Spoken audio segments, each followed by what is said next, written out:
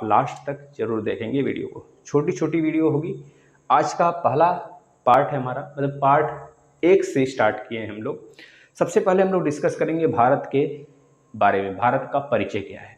इस पर 2 वीडियो आएगा जिसमें सारी बातें हम चर्चा करेंगे, जो छोटी छोटी बातें हैं जो एग्जाम में अक्सर पूछ लिए जाते हैं और बच्चे गलत करके आते हैं, लेकिन आप समझ बनाते हुए मैप के माध्यम से आराम से पढ़ेंगे। आप पहले मैप बनाइएगा और जहाँ से हम बोलेंगे आपको लिखना है वहाँ से आप नोट डाल के लिखते रहिएगा, ठीक है। तो चलिए हम लोग स्टार्ट कर लेते हैं। सबसे पहली बात है, भारत क्या है। भारत मतलब ये मैप क्या है, कैसे इसकी उत्पत्ति हुई, ये सारी बातें हम लोग पढ़ेंगे जब प्लेट टेक्टोनिक्स वाला पढ़ेंगे। प्लेट टेक्टोनिक्स तब पढ़ा जाएगा जब हम लोग हिमालय की चर्चा करेंगे, है ना।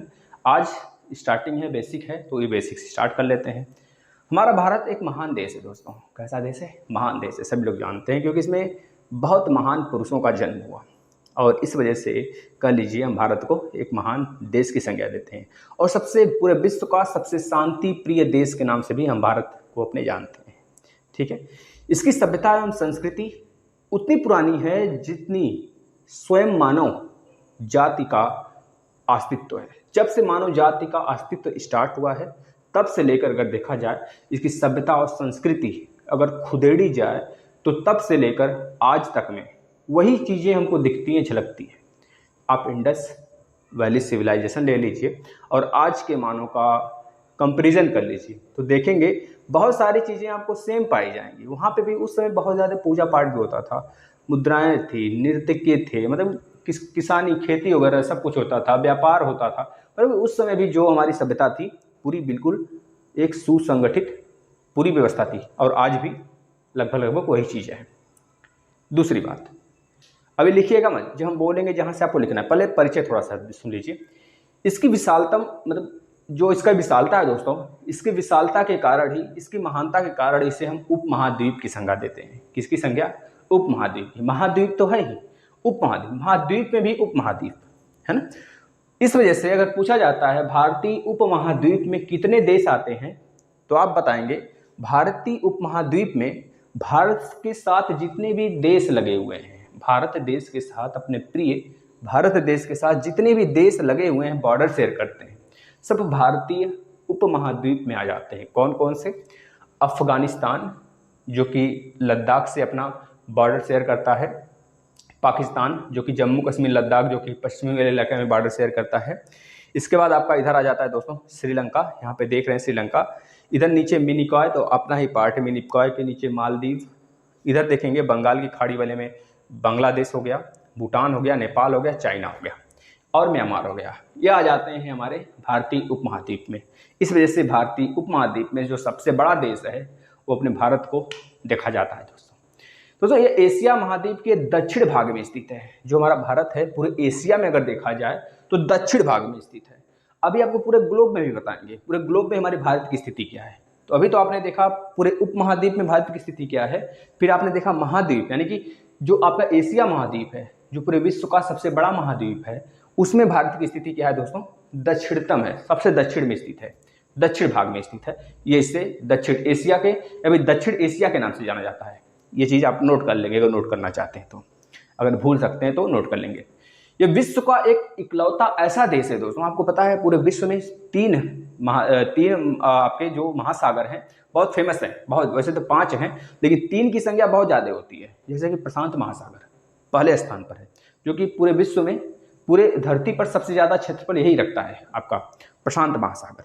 उसके बाद दूसरे स्थान पर आ जाता है अटलांटिक महासागर, जो कि उत्तरी अमेरिका, दक्षिणी अमेरिका और नीचे अफ्रीका और यूरोप के मध्य में आ जाता है, जिसकी आकृति एस के आकार है की है। जब हम पढ़ेंगे विश्व का भूगोल तो उसमें चर्चा करेंगे।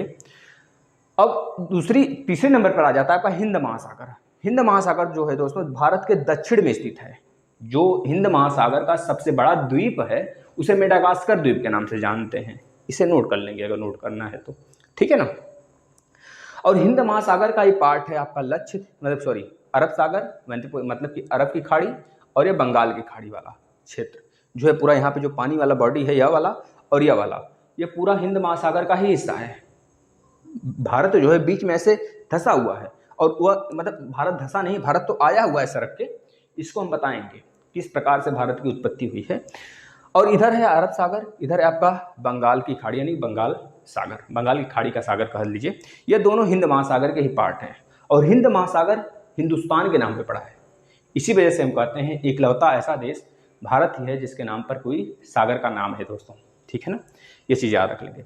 इसके बाद और इसमें क्या चीज़ें हैं, इसका प्राचीन नाम, अच्छा इसका नाम बहुत बार चेंज हुआ है पता है। जो आर्यवर्त थे, जो उत्तर भारत में स्थित थे, आर्य जाति, आर्य समूह, आर्य बसे हुए थे, बोला जाता है उत्तर भारत में थे, आर्कटिक सेक्टर से आए थे। बहुत सारे वैज्ञानिक कहते हैं, भूवैज्ञानिक, तो जो आर्य थे वो आर्कटिक वाले सेक्टर से आए थे। अंटार्कटिक तो नीचे है, आर्कटिक ऊपर है, उत्तरी ध्रुव में, उत्तरी ध्रुव में हमारे, वहां से आए हुए थे। और जो आर्य थे दोस्तों ना, वह इसका नाम दिए थे क्या, उनके नाम पर पड़ा था भारत। अच्छा भारत क्यों पड़ा था, क्योंकि आर्यवर्त के ही सबसे महानतम राजा भरत थे। कौन थे दोस्तों, भरत, जो बहुत ज्यादा शक्तिशाली राजा थे, उनके नाम पर ही भारत या फिर भारतवर्ष नाम पड़ा हमारे इस पूरे देश का, ठीक है दोस्तों, याद रखेंगे। और ईरानियों ने इसका नाम हिंदुस्तान रखा था, और कह लीजिए यूनानियों ने सिंधु यूनानियों ने बोला था दोस्तों कि सिंधु जो है, सिंधु नदी जो है यहाँ से जैमुख ग्लेशियर से निकलती है और इधर चली जाती है, और उसी के किनारे भारत, मतलब यह देश बसा हुआ है।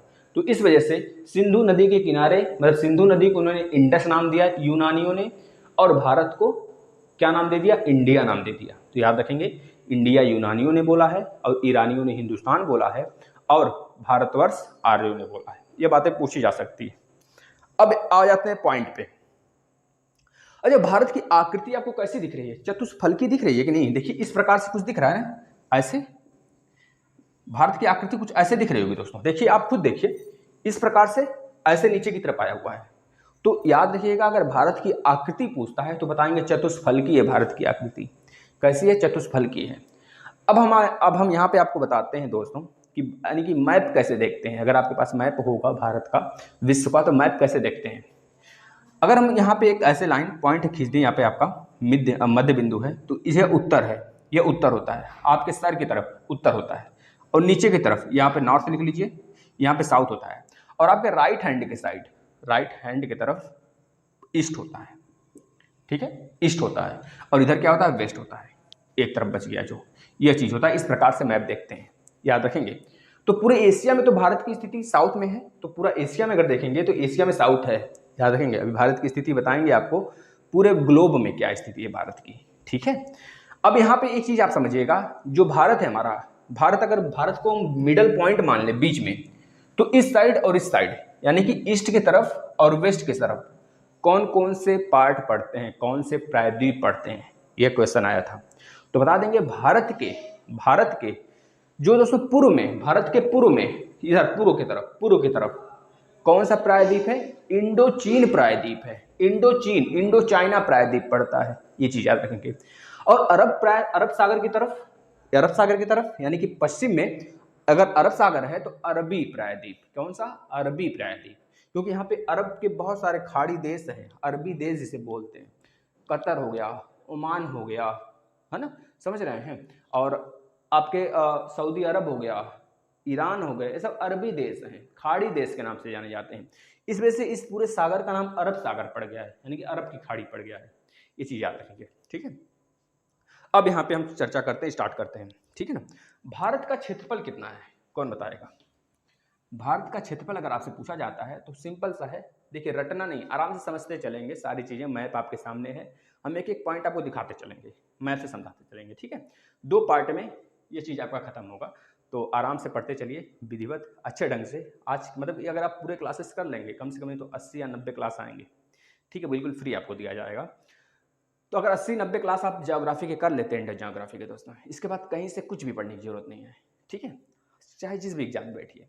तो चलिए हम लोग देख लेते हैं, हमने क्या बोला था आपसे, भारत का क्षेत्रफल कितना है, तो बताएंगे 32,87,263 वर्ग किलोमीटर, 32,87,263 वर्ग किलोमीटर है। अब इसे रटना नहीं है, मोबाइल नंबर याद करते हैं, बिल्कुल उसी तरह याद कर लीजिए, 362, अरे मोबाइल नंबर याद करते हैं ना जी, इधर से याद कर लीजिए, 3287,263, 32,87,263 वर्ग किलोमीटर है दोस्तों, याद रखेंगे। भारत की आकृति चतुष्फलकी है, चतुष्फलकी फल की है, इस तरह, ठीक है। अब इसमें एक चीज और लिखेंगे आप, अब लिखना स्टार्ट कर दीजिए। क्षेत्रफल की दृष्टि से अगर देखा जाए पूरे विश्व में भारत 7वां सबसे बड़ा देश है। कितना, कौन से नंबर का, 7वां सबसे बड़ा देश है। भारत का पूरे विश्व में जो स्थान है वो 2.43% है। हजारों बार यह प्रश्न आया है एग्जाम में, 2.43% है। अगर 100% की बात करें, 100% की बात करें तो 100% में भारत का जो पोजीशन है 2.43% है। याद रखेंगे, केवल भूमि स्थल की बात हो रही है, भूमि की बात हो रही है, पूरे धरती की बात नहीं हो रही है, केवल भूभाग की बात हो रही है। पूरे भूभाग में भारत का स्थिति है 2.43%, ठीक है ना, याद रखेंगे पूरे विश्व में। अच्छा, इससे बड़े देश कौन कौन से हैं, तो आपने ट्रिक सुना होगा ना, रुक चीन अब आ भारत, शॉर्ट में भी मैम ने बनाया है, आपने देखा होगा। तो रूस, कनाडा, चीन, अमेरिका, ब्राजील, उसके बाद आ जाता है ऑस्ट्रेलिया, ऑस्ट्रेलिया के बाद आ जाता है अपना प्यारा देश भारत, भारत के बाद आ जाता है अफगानिस्तान, और इस तरह से करके और सारे क्रम हैं, तो याद रख सकते हैं आप, ठीक है ना। तो ये बातें आप लिख लेंगे। चलिए अब हम कुछ और बातें आपको बताते हैं दोस्तों। अगर पूछा जाता है देश के उत्तर से दक्षिण में विस्तार कितना है, यह चीज देख रहे हैं, उत्तर से लेकर दक्षिण में विस्तार कितना है देश का। अगर हम देखें, ये हमारा प्यारा भारत है, ये हमारा प्यारा भारत है, ये हमारा प्यारा भारत है। तो इस भारत का उत्तर से लेकर दक्षिणतम पॉइंट तक और पश्चिम से लेकर पूरब तक, क्योंकि आपको पता है ना, ऊपर नॉर्थ होता है, नीचे साउथ होता है, ईस्ट और वेस्ट होता है। तो उत्तर से लेकर दक्षिण तक और यहाँ पश्चिम से लेकर पूरब तक का विस्तार कितना होता है। तो आप याद रखेंगे, अगर उत्तर से लेकर दक्षिण तक की बात करेंगे तो 3214 किलोमीटर भारत का विस्तार है।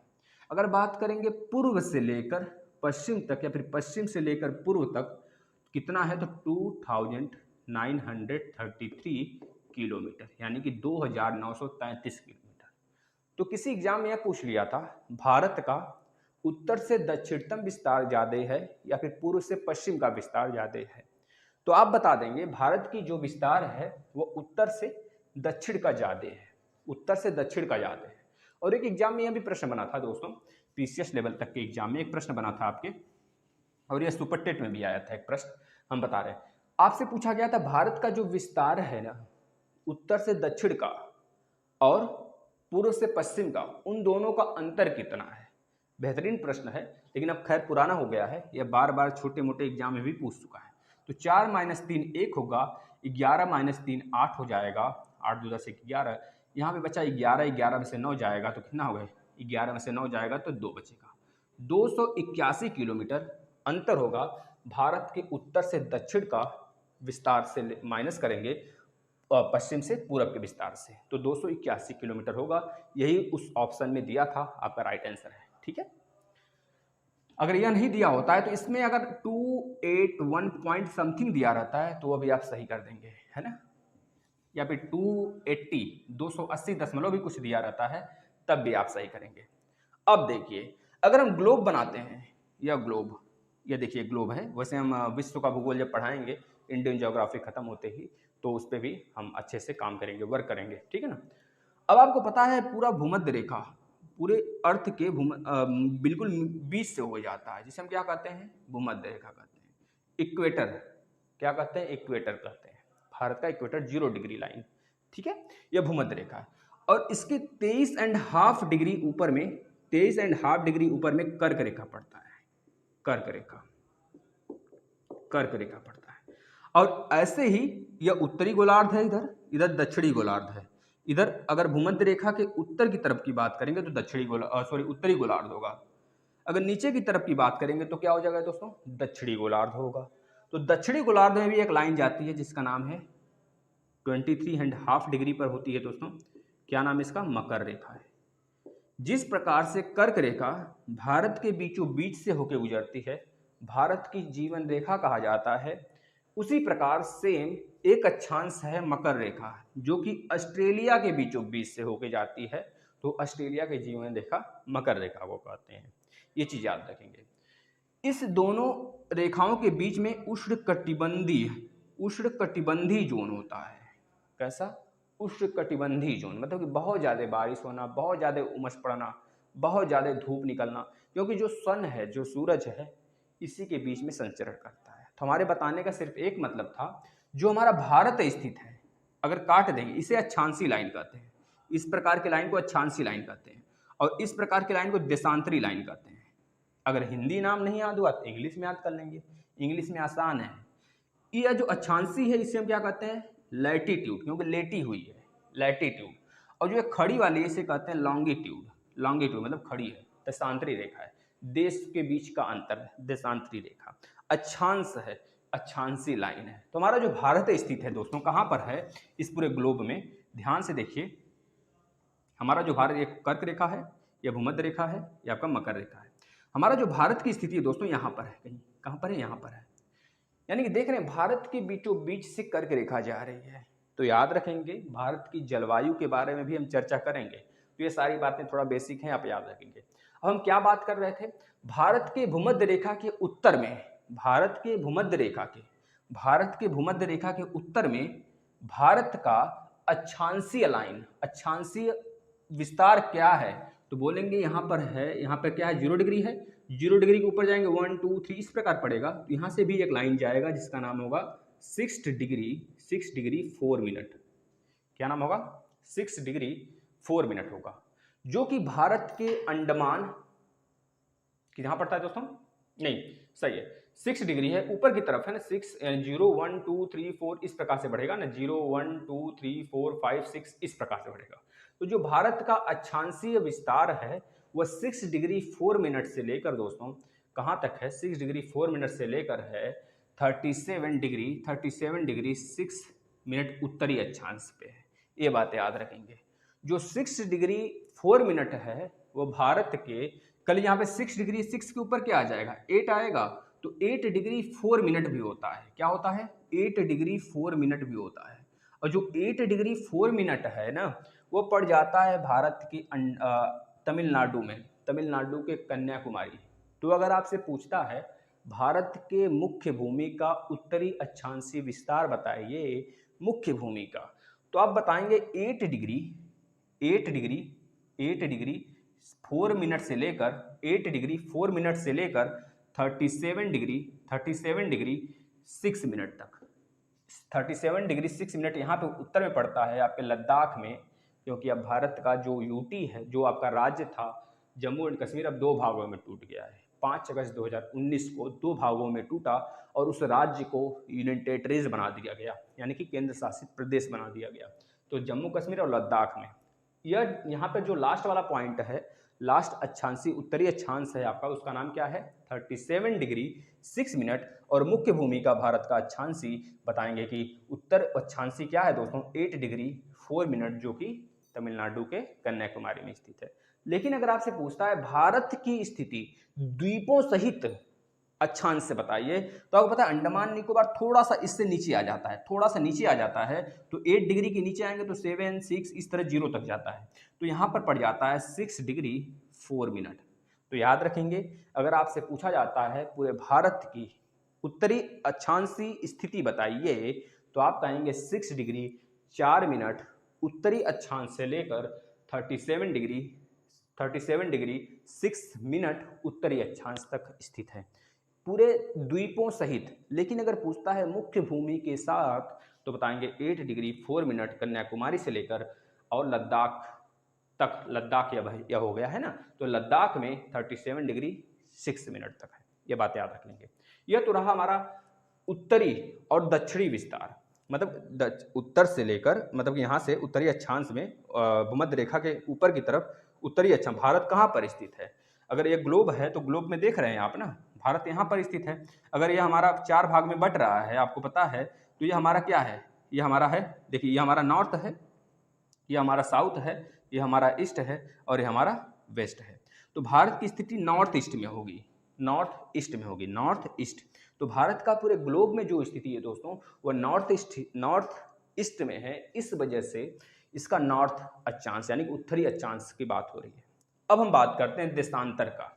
अगर पूछा जाता है आपसे कि भारत जो है, भारत की पश्चिमी देशांतर से लेकर पूर्वी देशांतर का नाम बताइए, मतलब किस देशांतर पर स्थित है, तो आप बोलेंगे जो भारत वेस्ट वाला यहाँ पर भारत का स्थिति है, मतलब कि यहाँ पर जो भारत की स्थिति गुजरात में पड़ता है, किस डिग्री पर है, तो बता देंगे दोस्तों कि कौन सा डिग्री है, तो बताएंगे 68 डिग्री 7 मिनट का 68 डिग्री 7 मिनट पूर्वी देशांतर। कहाँ पर? पूर्वी देशांतर से लेकर 97 डिग्री 25 मिनट पूर्वी देशांतर तक, मतलब 68 डिग्री 7 मिनट पूर्वी देशांतर से लेकर अंडमान निकोबार में पड़ता है 97 डिग्री 25 मिनट देशांतर। याद रखेंगे दोस्तों, पूर्वी देशांतर। यह है उत्तरी अक्षांश से लेकर, उत्तरी अक्षांश यानी कि नॉर्थ से लेकर साउथ तक, यह है वेस्ट से लेकर ईस्ट तक। तो याद रखेंगे 68 डिग्री 7 मिनट पड़ता है गुजरात में और 97 डिग्री 25 मिनट पड़ता है अरुणाचल प्रदेश में। सेम इसी तरह जो आपका पड़ता है 37 डिग्री 6 मिनट अब लद्दाख में पड़ता है, और जो आपका 8 डिग्री 4 मिनट है दोस्तों वो पड़ जाता है हमारा कहाँ पर? 8 डिग्री 4 मिनट कहाँ पड़ जाता है बताइए? 8 डिग्री 4 मिनट कहाँ पड़ जाता है? 1 मिनट भैया, क्या बता दिए थे हम? ये जीरो है, जीरो के बाद 1 2 3 4 5 6 पड़ता है, तो 6 नहीं यहाँ पे, और 8 डिग्री 4 मिनट यहाँ पे पड़ेगा, तो ये 8 डिग्री 4 मिनट से लेकर 37 डिग्री 6 मिनट आपका पड़ जाता है यहाँ पर, यानी कि 8 डिग्री 4 मिनट तमिलनाडु के कन्याकुमारी में और 37 डिग्री 6 मिनट लद्दाख में पड़ता है। यह बात याद रख लेंगे। चलिए, अब यह बात आप याद होगा। अब आगे नेक्स्ट कुछ लिखते हैं, इसको आप नोट कर लेंगे, यहाँ से बहुत सारे प्रश्न बनते हैं, ठीक है ना। अब देखिए, अब एक बात होती है देश के मानक समय रेखा। मानक समय रेखा का नाम याद रखेंगे 82.5 डिग्री, कहीं कहीं पे लिखा होगा 82.30 डिग्री। अब हाफ डिग्री से आप यह नहीं कहेंगे 82.5, हाफ का मतलब तो 0.5 ही होता है, लेकिन अगर हाफ एन आवर कहेंगे, 1 आवर में 60 मिनट, तो हाफ एन आवर में 30 मिनट होता है, इस वजह से 82.3 डिग्री, ये चीज़ याद रखेंगे, ठीक है ना। अब जो भारत का मानक समय रेखा है उसकी बात करते हैं। मानक समय रेखा यही है दोस्तों, जो कि कितने राज्यों से होकर भारत का गुजरता है आप खुद देखिएगा। यह हमारे इलाहाबाद के जो अब प्रयागराज हो गया है, प्रयागराज के नैनी जिले से, प्रयागराज के नैनी क्षेत्र से, नैनी जिले से नहीं बल्कि नैनी क्षेत्र कर लीजिए, नैनी क्षेत्र से दोस्तों यह गुजरती है हमारी मानक समय रेखा कितने राज्यों से, तो बताएंगे। सबसे पहले ये यूपी में इंटर करती है, यूपी के नीचे पड़ जाता है एमपी, तो फिर एमपी में आती है, एमपी के बाद झारखंड, सॉरी छत्तीसगढ़, छत्तीसगढ़ में आती है, छत्तीसगढ़ के बाद दोस्तों आ जाता है उड़ीसा में, उड़ीसा के बाद सीधे वह आंध्र प्रदेश से होते हुए नीचे, यानी कि कहाँ चल जाता है? इस बंगाल की खाड़ी में चली जाती है। तो याद रखेंगे जो मानक समय रेखा है 82 डिग्री एंड हाफ मिनट से लेकर दोस्तों कहाँ पर कितने राज्यों से गुजरती? यूपी, एमपी, छत्तीसगढ़, उड़ीसा और आंध्र प्रदेश। या छत्तीसगढ़ आपका इस प्रकार से रहेगा, छत्तीसगढ़।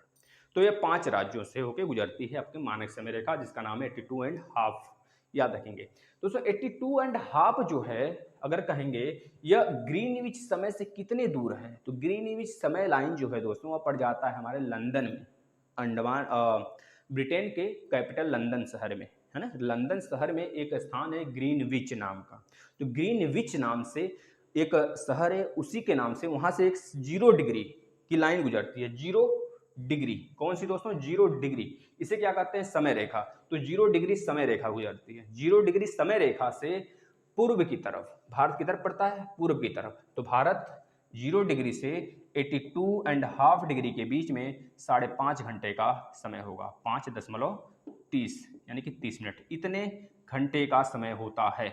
और यह कैसे आता है यह हम डिस्कस करेंगे वर्ल्ड ज्योग्राफी में, आपको अच्छे से पढ़ाएंगे विश्व के भूगोल में कैसे आता है। 1 डिग्री बराबर तो 4 मिनट होता है, और आपको पता है सब कुछ बताएंगे, चिंता नहीं करिए, बस इतना याद कर लेंगे आप। अब देखिएगा, यह बात हो गई ना। अब बताइए जो भारत में कर्क रेखा है वो भारत के कितने राज्यों से होकर गुजरती है, तो आप कहेंगे सर भारत की जो कर्क रेखा है भारत के बीचों बीच से होकर गुजरती है, भारत के 8 राज्यों से। कौन कौन से? गुजरात, राजस्थान, इधर पड़ जाता है मध्य प्रदेश। देखिए यूपी से होकर नहीं गुजरती है भैया, यूपी हटा देंगे, यूपी से नहीं सटती है थोड़ा सा भी, तो यहाँ पे यूपी जो हम लगाए हुए हैं यूपी हटा देंगे, मध्य प्रदेश से गुजरती है। तो गुजरात राजस्थान में मात्र 24 किलोमीटर तय करती है, जो कर्क रेखा है ना राजस्थान में 24 किलोमीटर तय करती है, यह भी प्रश्न पूछा गया है। तो गुजरात, राजस्थान, मध्य प्रदेश, छत्तीसगढ़, झारखंड, पश्चिम बंगाल, त्रिपुरा, मिजोरम, कितने राज्य हो गए? 8 राज्य हो गए। एक बार फिर से सुन के लिख लीजिएगा आप, कौन कौन से? गुजरात, राजस्थान, मध्य प्रदेश, छत्तीसगढ़, झारखंड, पश्चिम बंगाल, उड़ीसा में नहीं जाएंगे, पश्चिम बंगाल तक, उड़ीसा नीचे पड़ता है, पश्चिम बंगाल, त्रिपुरा, मिजोरम। इतने राज्यों से होकर जाता है भारत में, मतलब 8 राज्यों से होकर जाता है। याद रखेंगे दोस्तों, आपसे पूछा गया था किसी एग्जाम में, जो यह कर्क रेखा है वह तो मतलब किस राज्य के कैपिटल से होकर गुजरता है? तो बता देंगे झारखंड के रांची से होकर गुजरता है, ठीक है ना, झारखंड के रांची से। और ये जो मानक समय रेखा है वो इलाहाबाद के नैनी से होकर गुजरता है, ये बात याद रखेंगे, ठीक है ना, ये दोनों बात याद रखेंगे। और पूरे भारत देश का जो राजधानी क्षेत्र है दिल्ली है, आपको पता है। अब कुछ चीजें इसमें और हम आपको बता देते हैं। भारत की स्थली सीमा,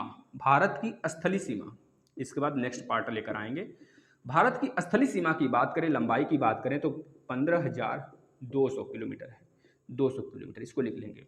अगर बात करेंगे मुख्य भूमि की, भारत के मुख्य भूमि तटीय सीमा, मुख्य भूमि की तटीय सीमा की लंबाई, तटीय सीमा की लंबाई कितनी है? तो बताएंगे 6100 किलोमीटर है, ठीक है दोस्तों।